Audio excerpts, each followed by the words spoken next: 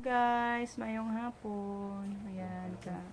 Uwi lang ni Justin sa nag-eskwela guys. Pinadaan ko na lang ng maiulam. Pinakuha ko din yung pinadala ni tita. Thank you so much tita. Blessings.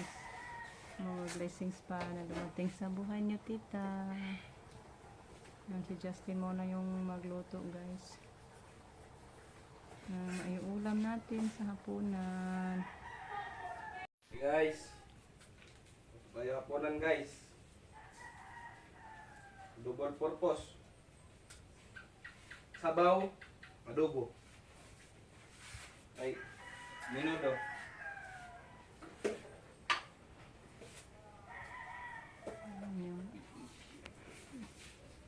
Binili niyang isda. Hindi lang mo naman niya. Ay. Ito po yung itinula natin guys. Manok yung niloto ni Justin. Justin yung pinabili ko na lang guys. Thank you po tita sa unexpected blessings. Nakabili si Justin ng maiulam. Thank you tita. At sa inyong lahat guys, thank you sa walang sawang pagsuporta. Ayan. Tingnan natin yung niloto ni Justin. Manok Manok kinitsapan. minudo. At saka sabaw, Isda na. tinolang isda. Tinula ni Justin. Hanapin si mother. Pahatdan. Yan! Diyan!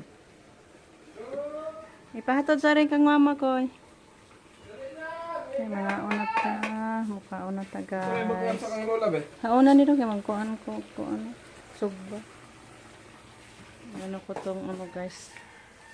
Yan, nagtira ako para kay Gian mamayang umaga. Ay sugba ra ba ka ni? Or adobohon. Pitohon. Pitohon ko na lang to guys. Yung isang paa, itira ko. Kasi maaga yun kumain si Gian. Yan lang yung magluto-luto kinaumagahan guys. Siya na yung magsaing.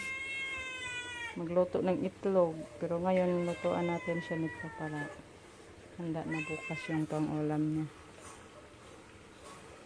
So kumain muna tayo guys. Makahigop tayo ng sabaw. Suglanan. Nay, ito ka. Ano lagi? Boy. Yan, may nagtinda ng balot guys. Bili si Justin. May kataod na siya dirig suroy balot. Nagtalong mo lang pa mo itlog sa manok, inyong gilapuaan. Pagpa-incubate. Si tuto na ninda man putos unas tuto karon wa naman. Mustag eskwela do, perfect. Yango de ay no. Joseph karaya. Madde. Joseph ka. Ihangyo ko no niya madre nga pangasawon. Pando. Bibi man din ang Kalibo. balot. Yuri. Mm. Kalibo lagi. Grabe be. Sige na karing. Onya na na cellphone. Kaon sa una ha. Kaon ka na niya dapay ite. So ganito ni tinaing nagbitay. Agoy, nanay piso. Yan naman tapigan ko sa. Hello guys, tapos na kumain ng mga lalaki ng balot. Enjoy sila sa balot. Nagpakulo ko ng tubig guys para ilagay natin sa botilya. Pangatlong ano na natin ngayon guys. Yung botilya na may laman na ini tubig ano ko niliko sa likod. Shout out po kay Ma'am Lynn. Ang ginawa ko naman Ma'am Lynn yung suggestion mo. Pero ganito pa din, sakit pa din likod ko guys. Yes. Init na siya. Lagay ko na sa botilya. Shoutout po kay tita. Thank you so much, tita. Unexpected blessings.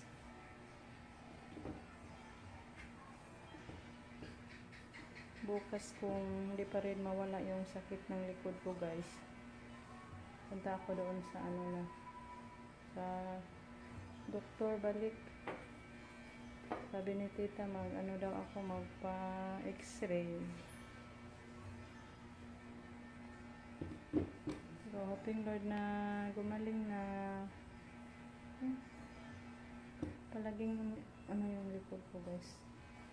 Hindi pa rin ako makakilos na mga trabaho sa bahay. Mga lalaki lang yung trabaho, guys. Mainit, sobrang init. Mamaya na pang lamig-lamigin natin. Baka mabasag yung botilya natin. Hello guys, tapos na ako nagparab sa botilya na may laman na pinakulong tubig. Super mainit guys sa likod. Hindi agad ako humiga. Yan, upo, sandig muna, guys. So thank you so much, guys, sa inyong walang sawang pagsuporta. May the Lord bless as always. Good health palagi, guys. Bye, Amping. And thank you once again kay tita sa blessings. Amping, ingat mo diha, tita.